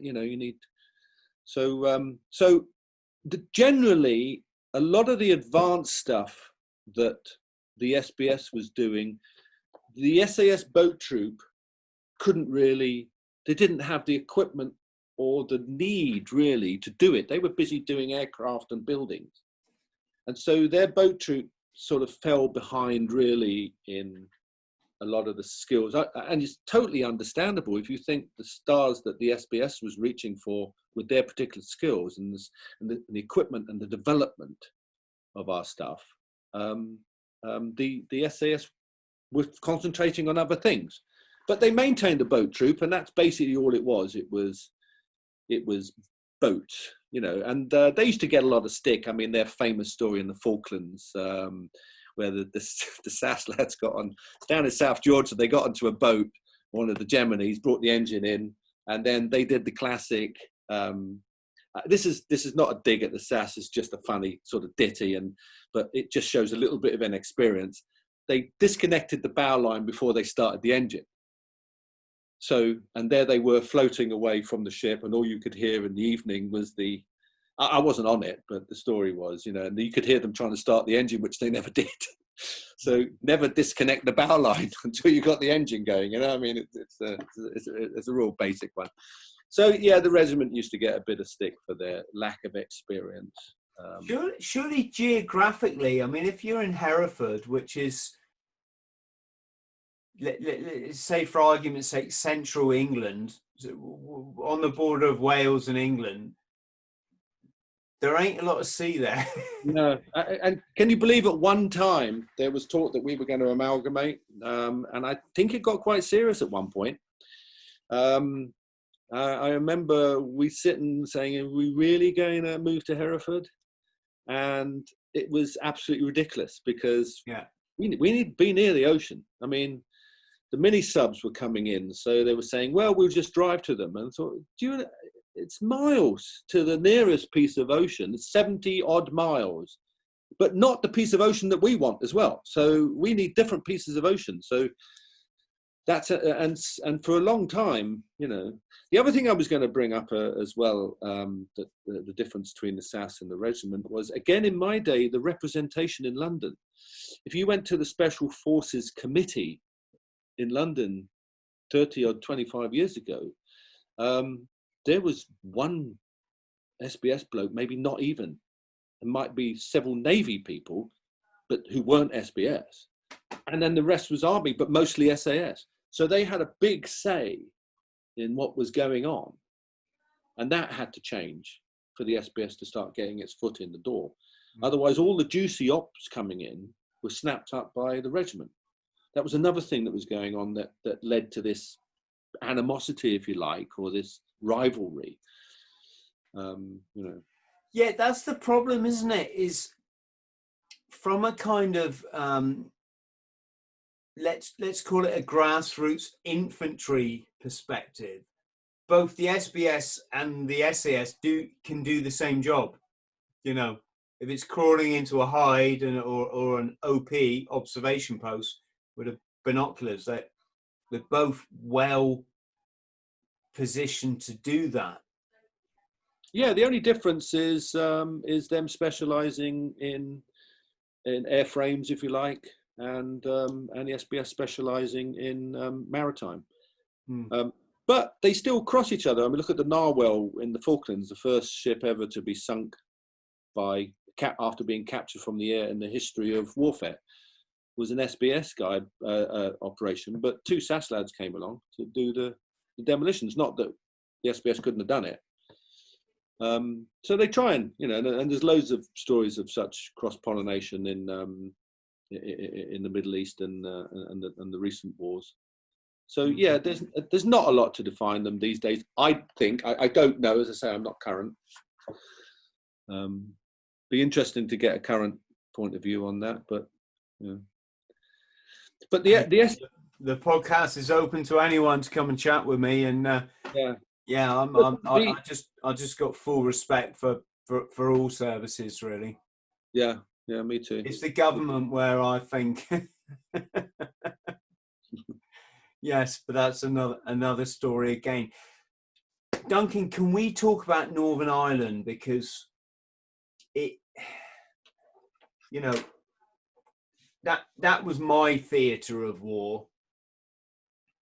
It was a unique time for many of us, and it was also on the landscape of the military experience over there. It seems very. It's not that it seems very different for everyone, but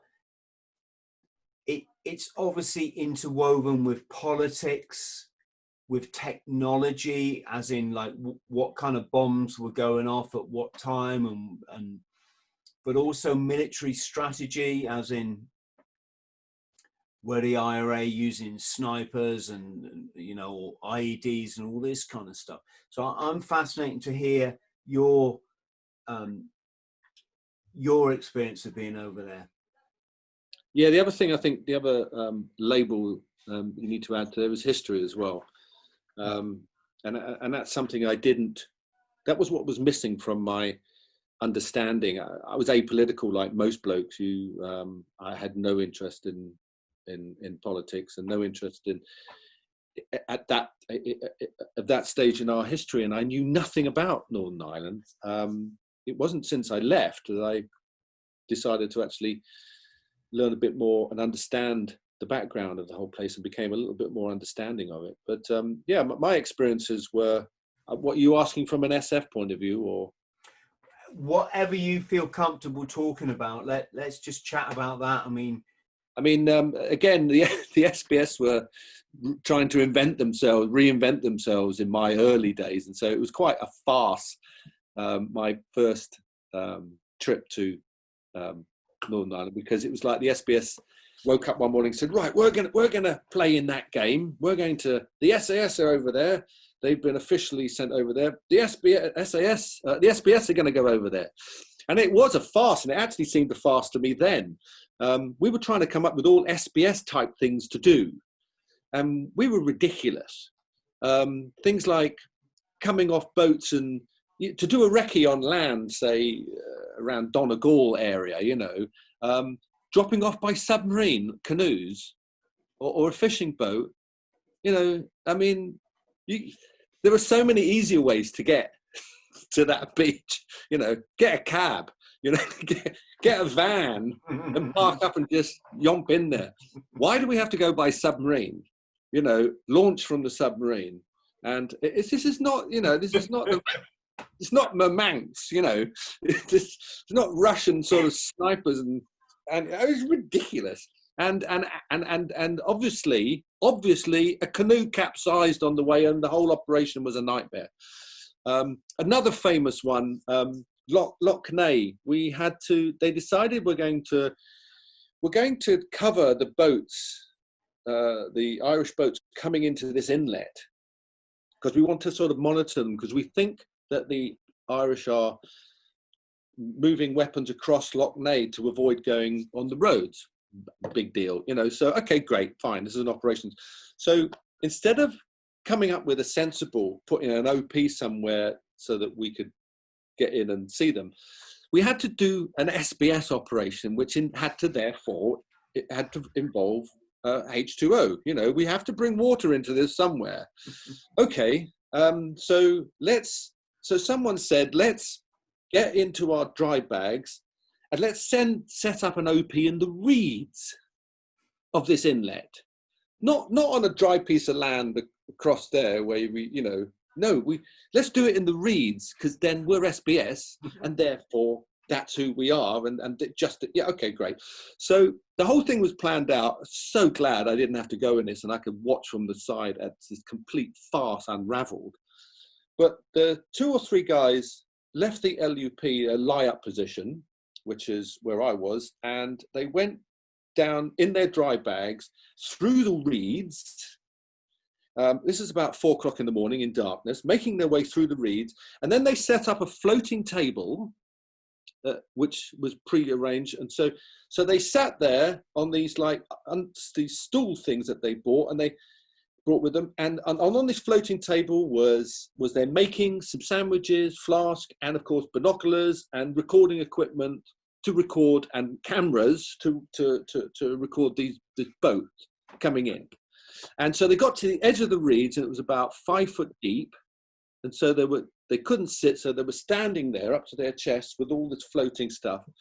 And then the first boat came out of the little dockyard there and came bombing along and sent a 4 foot bow wave into the reeds, which completely wrecked everything. Everything was lost. All the stuff, the blokes were flooded. Everything went upside down. So that was the OP wreck. And they just walked back out now with no gear, or whatever they could salvage, and go back to the drawing board. Now the regiment, in my book, I think I wrote the regiment had their own farce. I just tried to, when I wrote my book, I decided I'm not going to make it too serious. But then, of course, once you start dealing with the things that went wrong and the people who died, and you realize, yes, it was a serious thing. But there were so many ridiculously farcical attempts to justify one's existence. And so my early days of Northern Ireland were quite ridiculous, really. Did you get any hands-on contacts over there, or was everything clandestine? Oh yeah, we had a fair share of incidences. Now, I got in trouble with the DSS, and rightly so, for getting straight. It was my interpretation of an operation. And I have to state that in my book, I did make it sound as if we went on assassinations and hits. And that's not technically true, because we didn't do that. What we did do was go ahead and attempt to arresting people that we knew would never be arrested. Mm. And I hope you appreciate the subtle difference. So, so if you're going to, basically, if you were going to go arrest someone around someone's house and you knew that they were a big horrible monster with clubs and axes and they were going to kill any policeman that came to the door, and then you told a couple of policemen go and arrest those people, knowing that they're going to need some kit, and so they're going to get dressed up and they're going to have all the right gear. Duncan said, well, it was the same with us. So we would go off and do operations where the aim was to actually arrest, prevent the incident from taking place, and take the people to face justice. But as we all know, a lot of those IRA boys were tough, very tough individuals, and many of them would never ever surrender. They would never go down without a fight. And so you went to the arrest knowing that there's no such thing as an arrest. Mm. And it's basically, then it came down to who was going to shoot first. And so it then morphs into the planning. So then the planning starts to look more and more like an ambush, because I'm not going to say halt to a guy with an M16 with his finger on the trigger and wait for him to shoot the first shot before I open fire. So do you understand it? So it's a bit subtle. Oh. So yes, we went on various arrest operations, which turned into gun battles and dead people. Did that affect you at all, Duncan? I mean, I don't want to get maybe personal is where it's at, but I mean, I was 19 in Northern Ireland. Like you said, I was apolitical. I didn't know shit, you know. I was just told these are the bad guys. And I'll make. Yeah, and under those constraints, you know, you're a British serviceman, you're told to do this job, you're told, and they would say to us, guys, you're going on patrol tonight, you're in this area, if you come across an IRA patrol, let them have it. But if you come across a UDR or, you know, an Ulster Defence Regiment patrol, we'll leave it up to you. I mean, it's fucking shit, really, from a anything perspective. And I'm just trying to play my old guy card here now. I'm for peace, love, humanity. There's ways we can solve differences without resorting to bombs, bullets, and guns. Most of which are sold by you know, the Americans, the Swedish, the French, and the British anyway. Yeah, what I don't know what I probably lost the thread of what I'm trying to say, but well, let me put it in perspective for me. I'm not, you know, to justify for myself to look back and justify why was I happy to fight against the IRA, who for me were Irish, and if you look at the famine and that, they were pretty damn justified in a lot of the things that that they did and believed in. But I had to draw the line, which is the one thing I used with all terrorism and where I'm happy to go for terrorists, and that is that if you're going to kill innocent people, especially mothers with children, you know, just to extend your political argument, I will stand up every time and say you can't do that. Mm. You can't if you want to be heard, don't put a bomb in a pub and kill a load of people that really don't know anything about your problem, don't know anything about what's going on about it. They just want to get and live their lives very much the same way you lot do, but you've just killed them all. And I will do everything in my power to stop you from doing that. And if you want to be heard, go through and do it through the proper means, through the courts, through political stance, whatever. But don't. And so that was me. So as soon as the bombs were going off in London, I didn't need any justification for what I didn't care about the stories of woe in Ireland at that age. I just said you can't be putting bombs anywhere and blowing up people just because you're upset that you haven't got your, that no one's listening to you. And that was it. And so armed with that justification, I was very happy.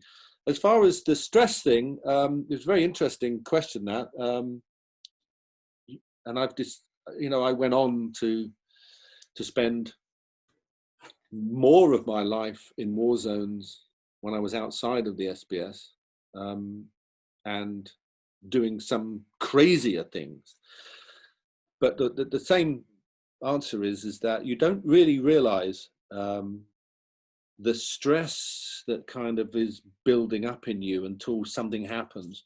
I always felt that I was immune to it. I was regarded as a very cold individual, very cold-hearted, very ruthless.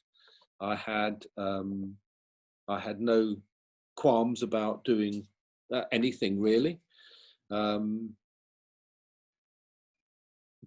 But I thought I was immune to all the anxieties and the after effects of it all. And then I discovered sometimes a bit later that I actually really wasn't. And it was sometimes innocent things that happened. I remember one event that really showed me that I was under a tremendous amount of stress and strain was when I was in 14 Int and worked a lot on my own and driving everywhere and going to places where you're not supposed to go. Just for the people at home, mate, 14 Int is the British Military Intelligence Service. Basically, very professional, dedicated, let's just say forward-thinking individuals from the British military that then volunteer for the intelligence service, and they will be put into incredibly dangerous situations. For example, in Northern Ireland, where they're living in the community, obviously pretending to be a local or whatever. Duncan, I'm sorry to interrupt you. Yeah, no, that's more or less it. Intelligence gatherers, it's a very extremely difficult place to operate in Ireland because the Irish are really very smart, very sharp, no different than we are. No, you really couldn't live amongst them. That's a bit of Hollywood.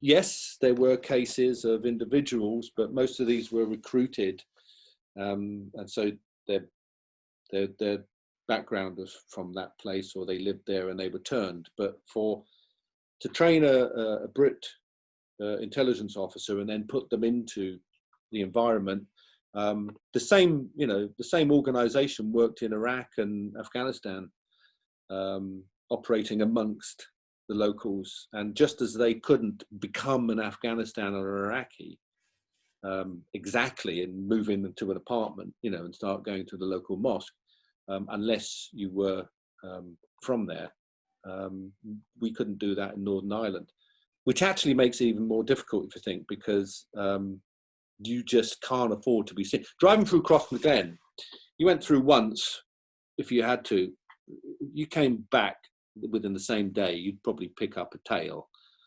And if you were on your own, you better get the hell out of there, because they will have organised a roadblock up for you up front, and you're a dead man. So the Ardbow was another place. The Ardbow was northwest of Loch Ney area, and it was completely out of bounds to the military. The military never used to go in there. It was so dangerous because it was very tiny roads and tiny lanes, and the IRA loved ambushing the military convoys there. But I used to drive through there all the time. But the big danger was illegal VCPs, vehicle checkpoints set up by the IRA. And if you ever met one, I had one friend who got caught in one, and he was just driving along this narrow lane. It was the end of an operation. It was about 11 o'clock at night.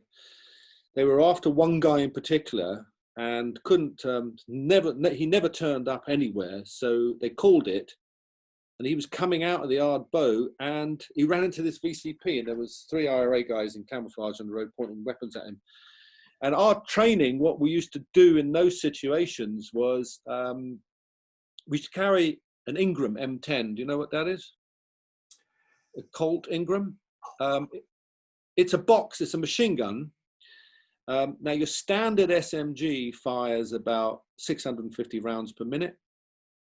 An Ingram, the 9mm Ingram, could fire 1,000 rounds per minute. Was it not? I'm just, yeah, I fired one on the range.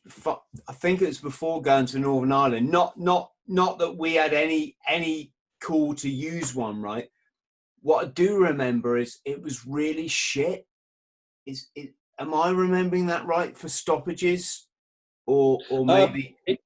It could have. The reason why it wasn't perfect for us was because it was designed for the American 9mm round, which the standard military 9mm round has less grains, and so it's for its standard. And the UK 9mm Parabellum, which has more grains, it tended to crack the breech of the Ingrams prematurely. And therefore, when the Ingram was used with UK ammunition, it statistically had a higher stoppage rate. It also was completely out of control and would fire wildly up and to the right, like most SMGs. But because this was only the size of a biscuit packet, a small thing, it was wild. Anyway, this was our standard weapon, mainly because it had such a high rate of fire. And our standard procedure in these situations, we used to carry the Ingram just in the paper, under a cloth, anything inside a bag, wherever you fancied it, that you could get your hand on it really quickly with the safety catch off. And that was another problem, because it had a very weak safety catch. One of our guys went over a bump once, a heavy bump on the bridge, and the gun went off next to his seat and fired through the back seat. I mean, these sort of things happen, Anyway, this guy screeched the car to a stop, ripped out his M10, put it on the dashboard. Whacked his car into reverse with the clutch on, put the M10 on the dashboard, and then just fired through his windscreen as he reversed up this bowling alleyway of a country lane and emptied the entire magazine into these 2 guys. It was 2 guys on the checkpoint, and got over the brow of the hill as they returned fire. And the thing that was amusing was when he got back to the camp, he survived. He managed to keep going backwards until he could find somewhere to do a J-turn and move off. We got back, Special Branch came in, and they said they'd been down to the area, and he said, "You actually shot all 3 of them." And this guy said, "Well, no, there was only 2. He said, "No, you shot the cutoff on your way out, who was lying in the bush." And he said, "Yeah, my weapon shot off to the right, as the last few rounds went off." And he shot My experience in the Ardbow was shortly after that, I was coming down about 11:30 at night, and I came over this rise, and as I came over this rise, a car reversed out and blocked the road right in front of me, and I screeched to a halt. And if I could stop the world just then at that moment, which it did for me, it only stopped for half a second, but it felt like a century. I knew that this was over. I was really in the shit, because this was a complex ambush. They timed it perfectly. I was right in the ambush. That meant the cutoffs were either left or right and behind me, and I was well and truly screwed. And I grabbed my M10 and I was about to open fire when the door of the car opened and my brain took in this big fat woman in a flowery dress waving at me. And just enough for me not to pull the trigger, because I just knew that this wasn't an ambush. Something in my brain said to me, these aren't what you see in an ambush, a fat lady in a flowery dress. What it was, she lost control of the car coming out of her house, and it had backed down the drive and, as I was coming, and blocked the road, and she was apologizing to me. And I just sat there for a moment, just recovering, and I think about 2 years of pressure just started to slowly find their way out through cracks in me. And I put my gun down, I waved at her. She drove back up in the yard. I drove past her. And I was a slightly different person when I got back that night, and got back to the grot. And that's when I realized that, yeah, there are pressures out there that you don't see. And it sometimes takes something like that, which isn't a big war story. My gosh. Upon leaving the forces then, Duncan, I'm really conscious that we haven't even scratched the surface. We haven't talked about your work, which I know has taken you all around the world. Your writing, which is certainly to me, just a whole nother subject again, a fascinating subject. But let's maybe take that in a second podcast. Yeah. Should we just finish by saying, how did your military service affect you? I mean, we're in a climate now of veteran suicide. I guess we're talking PTSD. There's a big unknown there in as far as like what causes PTSD. For example, people like myself, if I've never been diagnosed with PTSD, I've never even really sort of claimed to have it. But what I would say is, if I did, I fucking had it from childhood. Like I had a tough childhood. That traumatized me, right? And so I just think it's a really, the more we can talk about this subject and open up any areas of information to people, because I guess people have this idea of PTSD, like you go into a conflict in a war zone, your mates get hit, and you go through, and that gives you PTSD. And I'm kind of figuring it's way more complex than that. I couldn't agree with you more. I think you put it in a nutshell. There really is. I see it a bit like PTSD. I would make it similar to the way that we look at this COVID-19 at the moment. There are people who think they've had it but don't know, and then there are people who are dead from it. And those are the two extremes. And I think you can get every degree of post-traumatic stress syndrome from a mere touch, which you're not even sure you've had it, to escaping it completely, to going over the top. I didn't know anything about it when I was in the mob. We never really talked about it that much, even though, strangely enough, the UK military was actually one of the most advanced, as I understand it, one of the most advanced militaries in the world for managing PTSD. And I think that came from the First World War, where we quite happily executed anyone with shell shock, you know, after accusing them of cowardice when we didn't understand that they were actually going through trauma. But in my day, we didn't really get it. 14 Int had actually quite a high rate of people who needed hospitalization after for mental problems.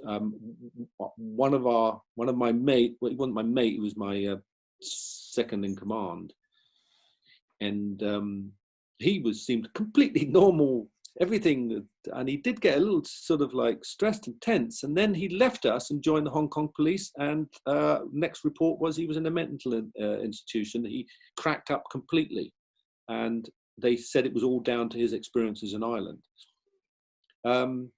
Loads of cases where a really good friend of mine who joined SBS selection with me, lovely bloke, big, powerful monster of a Scotsman, and he, after my failed ambush on Francis Hughes, a few months before with my SAS partner, we were sent to the wrong house by a special branch.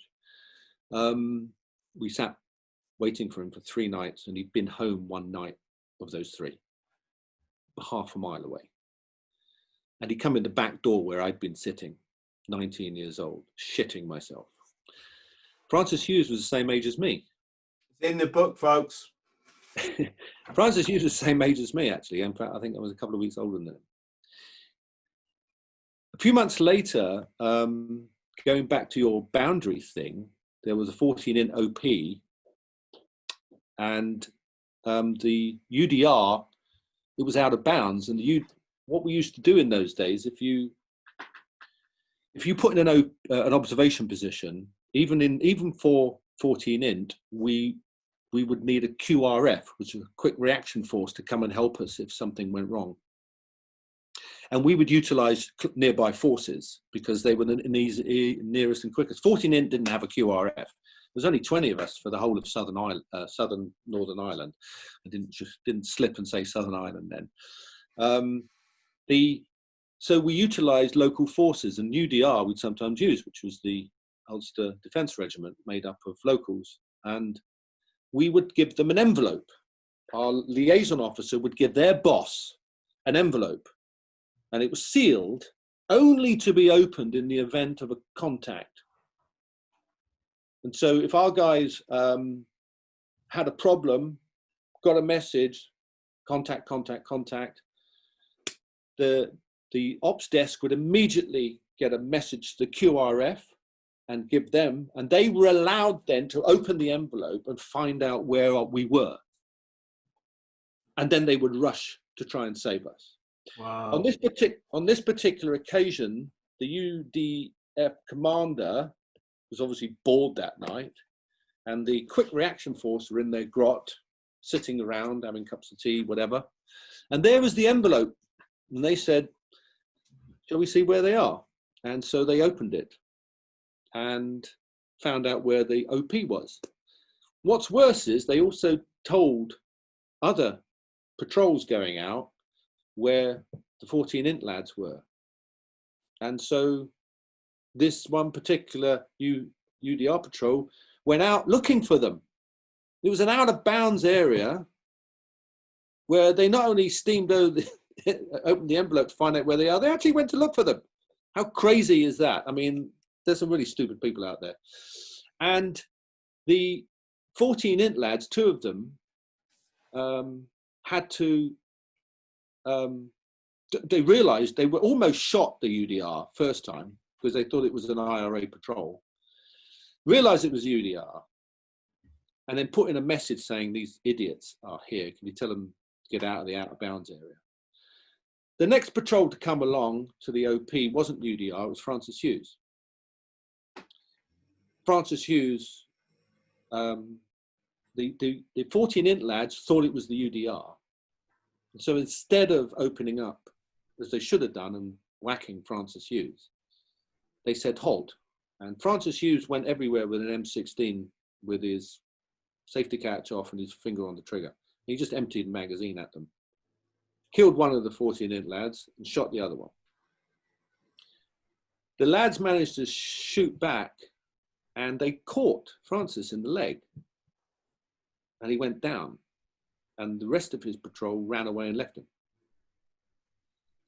The first people on the scene was my good friend, my Scottish friend, who I joined the SBS with. And he was absolutely livid, but he had been slowly, I talked to him afterwards, he'd been slowly coming down with PTSD. The pressures of the job had been slowly getting to him. He hadn't recognized it. He's a very big, strong, powerful, sort of mentally, physically guy, you know, so no one ever really, we weren't looking for it in those days. We didn't look for it in each other. No one spotted it in him. He turned up and he saw one of the guys dead and the other one wounded. And he went for a walk. It was still about 2 o'clock in the morning. He went for a walk and he found Hughes in the bushes. And he picked him up and he got out his revolver and he wanted to shoot him, but a British Army patrol was now arriving because this Mayday had gone out to the military and was arriving at the scene.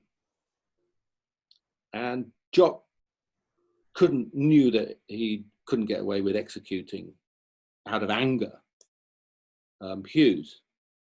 And so he took Hughes for a quick brisk walk around the fields to try and get him to bleed to death. And I mean, we're just talking about a personal story. This was not sanctioned at all. This is not the way that we operate. This is not how we operate. This is wrong. Yeah. I mean, everyone knows it's wrong. It's just what the pressures of the business, which is what you asked me.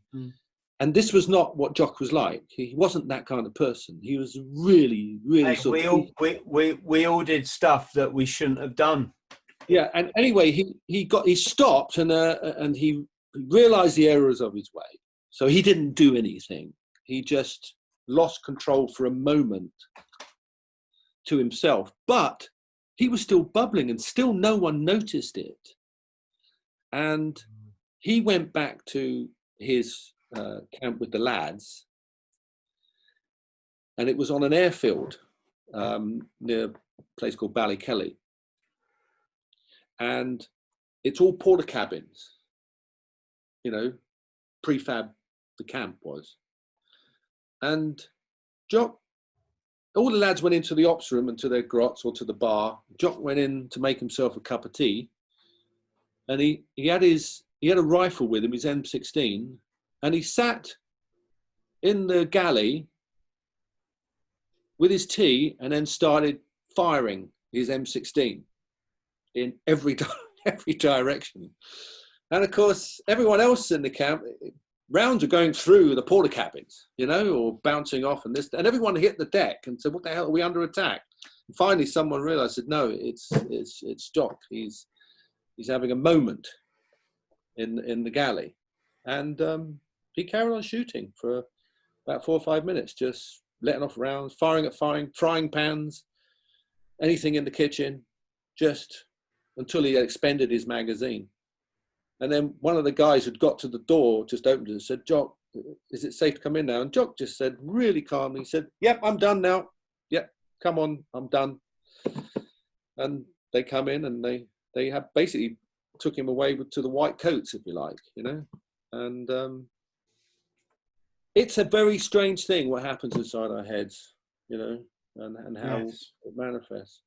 But my later years in taking civvies, mostly news networks, CNN and people like that, to the worst hellholes in the world, I was really exposed to post-traumatic stress syndrome.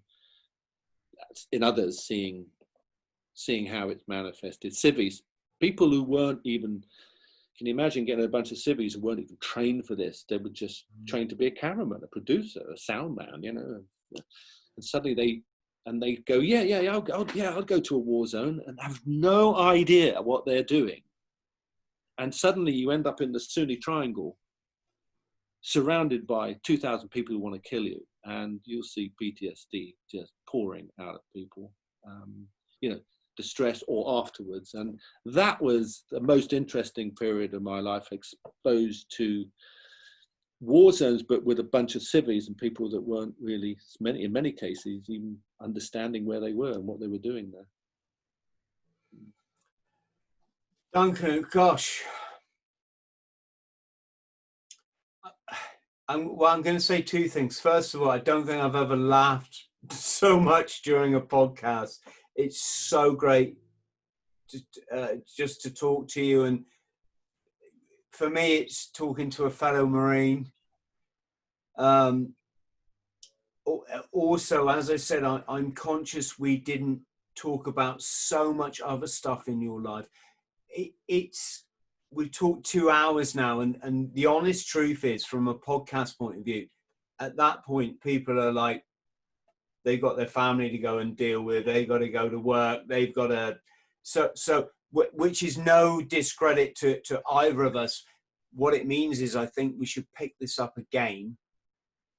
So to anybody listening, put your comments for me and Duncan in the questions, and we will pick them up next time. Yes, your book, First Into Action, thoroughly recommended, best-selling book. Is there anything you want to add to that, Duncan? I know actually, thank you very much. Thank you very much for pushing the book. That book there takes you up to the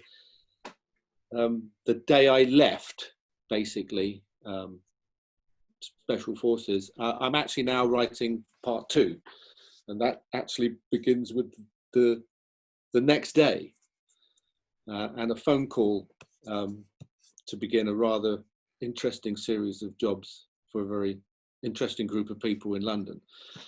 And yes, but I'll push that. I'm only halfway through that book, so it'll probably be another few months before I'm done. But Chris, thank you very much. It's been lovely talking to a bootneck. It's always a pleasure, without a doubt. Thank you very much for inviting me. Well, as I said, let's. I didn't mention that you've written, what is it, eight fictional books now in a series? 10. 10. That probably doesn't mean anything to people at home, but you need to understand, each book you write, it's a year of your life. That is it. It's full time. To write 10 is incredible. It's an incredible achievement. So, as an author, I just going to say thank you and respect to that, because I know how much effort it takes. Yes, and life, while we're all doing all this writing, life still, our life still goes on. So, Duncan, yes, thank you massively for joining us. I've thoroughly enjoyed talking to you. It really, it's brought mainly smiles to my faces, but also a bit of holy horror. Will you come back and chat with us again? I'd absolutely love to, yes. Thank you very much for the invite. Good. And now you can go for a swim in that sea behind you. Yes, I'm just going to pop off into there now. And I'll see you landlubbers another time, hopefully. Yes. Just, Duncan, just stay on the line. I'll say goodbye to our listeners and watchers, and yeah, let me just do that. So friends, thank you ever so much for watching another edition of the Bought the T-Shirt podcast. Massive thank you to our guest, Duncan Falconer, for, I don't need to say it. Wow. Please like and subscribe, and we'll see you next time. Thank you. Hello friend, I hope this finds you well. My name's Chris THRALL. I'm a former Royal Marines Commando, and I fought my way back from chronic trauma and addiction to live, work and travel in 80 countries across all 7 continents, achieving all of my dreams and goals along the way. Now I pass my simple system onto other people, but I can only help you if you like and subscribe. So please do so, because you get one life, and if you live it right, one is enough.